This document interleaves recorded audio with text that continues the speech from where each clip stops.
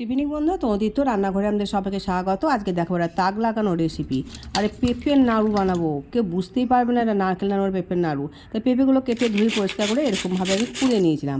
এবার কড়াইয়ে গাওয়া ঘি দিয়েছিলাম, 2-3 চামচ গাওয়া ঘি, দুটো তেজপাতা দিয়ে তারপর পেঁপে কোড়াগুলোকে দিয়ে নাড়াচাড়া শুরু করলাম। ভালো করে মিশিয়ে নিলাম ওই গাওয়া ঘিটাকে দিয়ে অনেকক্ষণ ধরে নাড়াচাড়া শুরু করতে হবে। নেড়ে নেড়ে দেখুন কেমন জল বেরোবে, দেখবেন পেঁপেটাতে দেখুন দেখাচ্ছে আমাদেরকে কেমন জল বেরোবে। দেখুন এই দেখুন কতটা জল বেরিয়ে গেছে।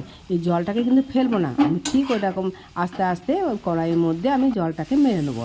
তারপরে যখন দেবো জলটা ঠিকঠাক মরে গেছে, আমি এখানে ফোটানো দুধ ছিল বেশ ক্ষীর করে, সেই দুধটাকে আমি এখানে গুঁড়ো দুধ ব্যবহার করেছি, আপনারা গায়ের দুধ ব্যবহার করতে পারেন। তারপরে দিয়ে দেবো চিনি। যখন দুধটা বেশ ভালো মাখবে পরিমাণ মতো চিনি দিয়ে দেন, চিনিটাকে ভালো করে মিশিয়ে নেন।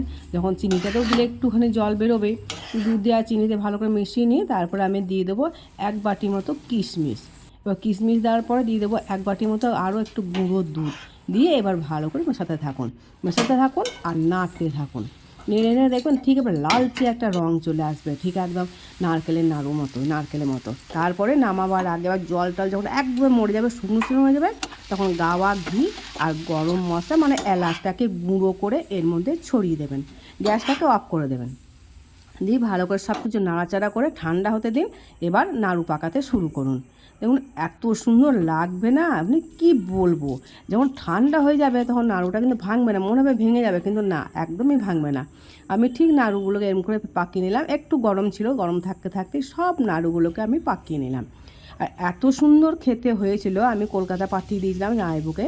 তো জামাইবাবু বুঝতেই পারে নাই যেটা নারকেলের নাড়ু না পেঁপের নাড়ু।